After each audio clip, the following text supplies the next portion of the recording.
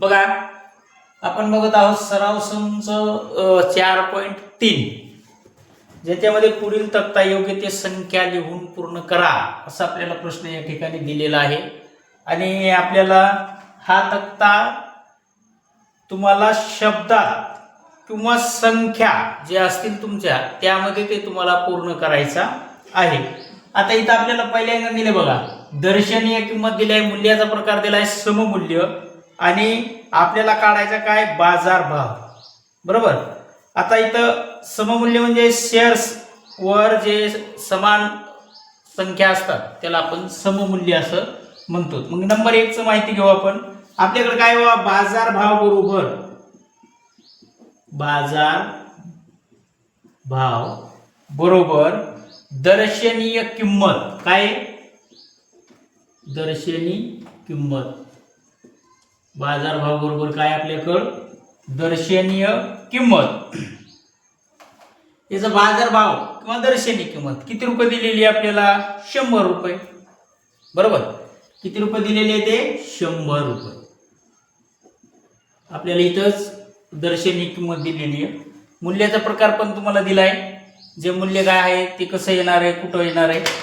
आता 2 मध्ये आपल्याला आधी मूल्य दिले 500 रुपये, म्हणून आता इथं बाजार भाव किती आला आपला दर्शनीय किंमत किती आहे 100 रुपये, बरोबर। त्याच्यामुळे तो बाजार भाव पण किती रुपये येणार आहे आपल्याकडं रुपये 100 रुपये, किती आहे 100, बरोबर। आता इथं आपल्याला दर्शनीय किंमत काढायची। दुसऱ्या प्रश्नामध्ये आधी मूल्य आपल्याला दिले का किती 500 रुपये, बाजार भाव किती दिला आहे 575 रुपये। मग दर्शनीय किंमत अधिक आधी मूल्य, दर्शनीय किंमत अधिक आधी मूल्य करायचे आपल्याला। आधी मूल्य आपल्याकडे दिलेलं किती आहे 500 रुपये, बरोबर। मग आपण काय करू दर्शनीय किंमत हे नंबर 1 चं झालं। नंबर 2 मध्ये काय सांगितलं मी तुम्हाला दर्शनीय किंमत अधिक काय करायचं आपल्याला आधी मूल्य। मग आपण इथे लिहू दर्शनीय किंमत अधिक अधिमूल्य, अधिक काय करायचं आपल्याला अधिमूल्य दिले आणि बरोबर मग काय घ्यायचा जो बाजार भाव दिलेला आहे तो बाजार भाव, इथं जागा नाही शॉर्ट मध्ये। मग म्हणून दर्शनीय किंमत किती आहे आपल्याकडं नाही, दर्शनीय किंमत अधिक अधिमूल्य आपल्याला दिले। मग अधिमूल्य किती आहे आपल्याकडं 775 रुपये, बरोबर। दर्शनीय किंमत अधिक जे काय अधिमूल्य आपल्याला दिलेले बाजार भाव दिलेले, सॉरी बाजार भाव आपल्याला दिलेले, बाजार भाव किती आहे आपल्याकडं 575 वजा करायचे आपल्याला, त्याच्यामधून काय करायचे वजा अधिमूल्य। आपण इथे लिहू दर्शनीय किंमत, दर्शनीय किंमत बरोबर बाजार भाव वजा अधिमूल्य, बाजार भाव वजा काय करायचं आपल्याला अधिमूल्य। अधिमूल्य किती दिलाय तुम्हाला 500 रुपये। आता हे 500 रुपये काय या 575 मधून 500 वजा झाले तर आपल्याला दर्शनीय किंमत मिळणार आहे। काय मिळणार आहे दर्शनीय किंमत, जी इथं आपल्याला भरायची। मग त्याची वजाबाकी करा 575 वजा 500, उत्तर किती आलं 75 रुपये।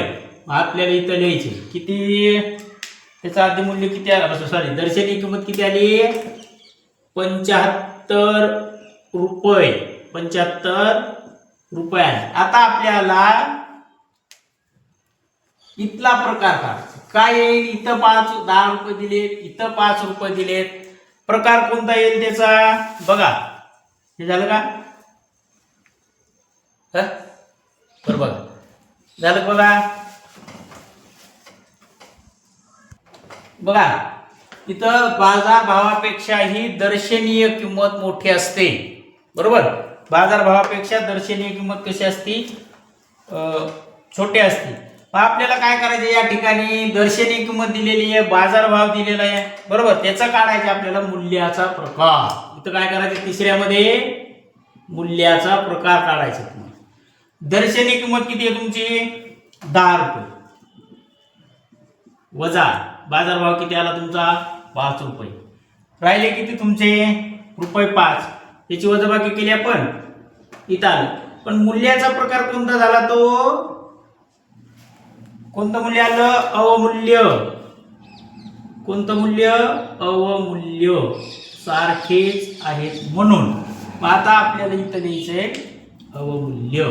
हा छोटा तक्ता आहे, ₹5. बघा, हे तुम्हाला शब्दात किंवा अंकात कसाही भरता येतं, बरोबर? हा कोणत्याही प्रकारे तुम्ही हा तक्ता तुमच्या याने पूर्ण करू शकता. दुसरा प्रश्न दिला आपल्याला. प्रश्न बघा, तुमच्या पुस्तकात पण आहे. बाजारभाव ₹80 होता तेव्हा अमोलने ₹100 दर्शनीय किमतीचे 50 शेअर्स विकत घेतले. त्या वर्षी कंपनीने 20% लाभांश दिला, तर गुंतवणुकीवर मिळालेला परताव्याचा दर काढा किंवा परतावा काढा, असं आपल्याला या प्रश्नामध्ये दाखवलेलं आहे.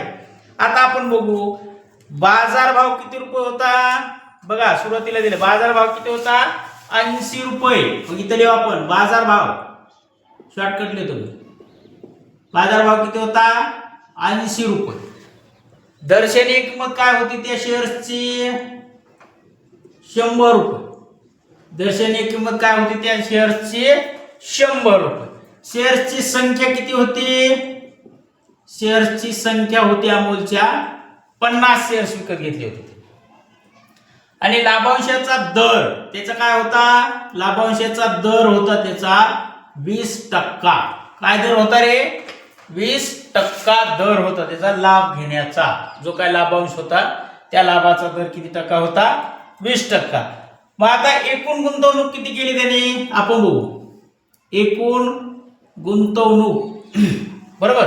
मग एकूण गुंतवणूक बरोबर शेअर्सची संख्या. एकूण गुंतवणूक बरोबर शेअर्सची संख्या गुणाकारामध्ये बाजार भाव. मी शॉर्ट मध्ये लिहितोय, तुम्ही शॉर्ट मध्ये लिहायचं नाही, घरी गेले प्रॉब्लेम. से भा भा भा भा काय लिहिलं आपण, से स काय लिहिलं, येऊ काय लिहिलं, परत हे काय होतं मी सांगतोय ना. लिहा म्हणल्याशिवाय कुणी लिहायचं नाही. आता शेअरची संख्या होती 50 बरोबर. एकूण शेअरची संख्या किती? 50. बाजार भाव काय होता? 80. गुणाकारामध्ये 80 आले म्हणून, बरोबर. आता काय करायचं बाबा? 85 40 म्हणजे ह्यांचा गुणाकार किती येणार? 40. आणि हे 2 शून्य जसे आला तसे किती रुपये आलं? 4000.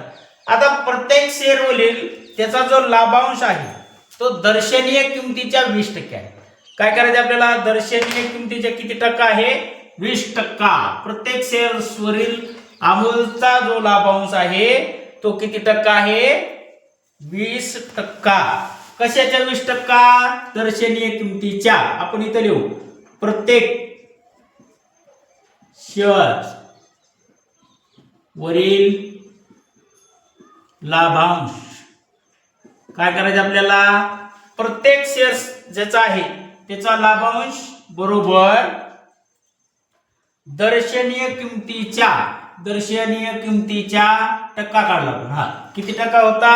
20%.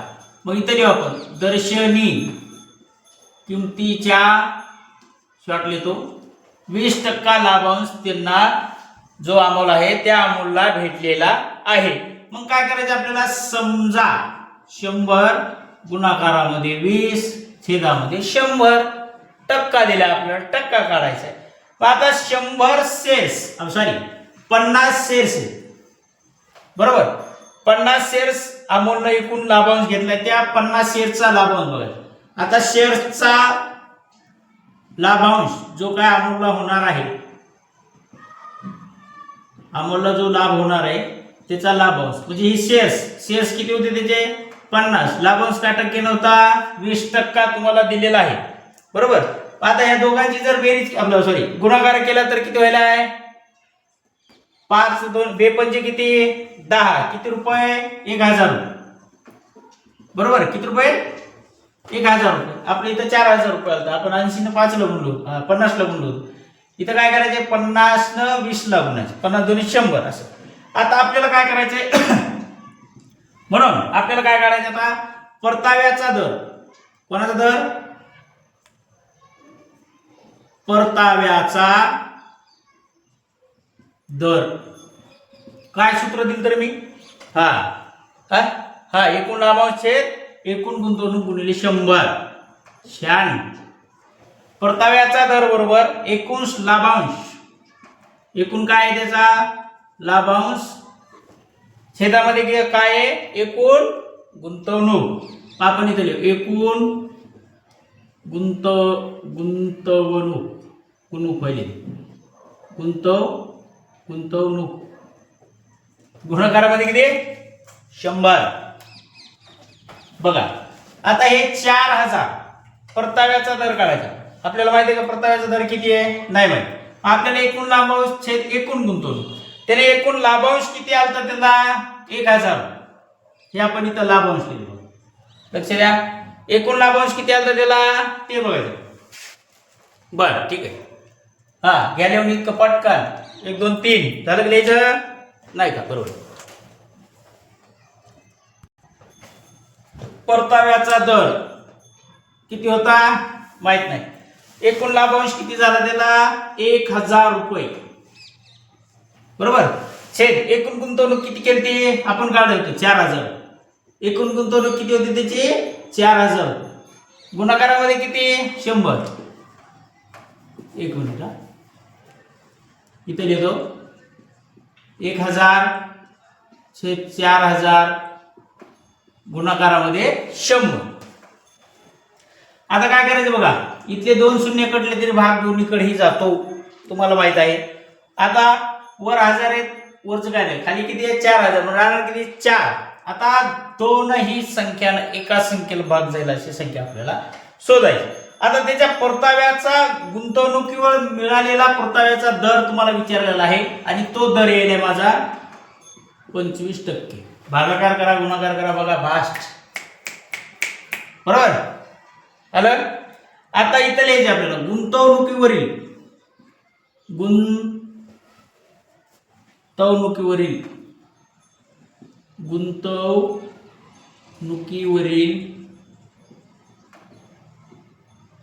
दर वाढला होता. गुंतवणुकीवरील मिळालेला परताव्याचा दर मी शॉर्ट लिहितो. मिळालेला परताव्याचा दर बरोबर काय टक्का? 25% आहे. काय टक्का आहे तो? 25% आहे. अमोलला 20% लाभांश दिलेला होता तो आता कितीवर गेलाय? 25%वर. कितीवर? 25% त्याला मिळालेला परताव्याचा दर आहे. बघा